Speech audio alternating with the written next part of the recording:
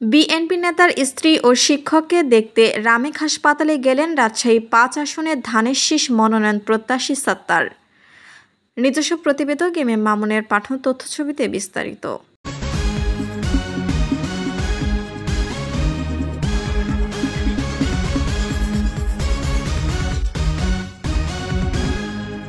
Rajshahi medical college হাসপাতালে বেলপুকুর ইউনিয়নের ৫ নম্বর word বিএনপির সাধারণ সম্পাদক মোহাম্মদ শাহেদ আলীর স্ত্রী আয়েশা সিদ্দিকী কিডনিজনিত রোগে ও বানেশ্বর ইসলামিয়া উচ্চ বিদ্যালয়ের সহকারী প্রধান শিক্ষক মোহাম্মদ আক্তার আলী অসুস্থ হয়ে রাজশাহী মেডিকেলে চিকিৎসাধীন রয়েছেন।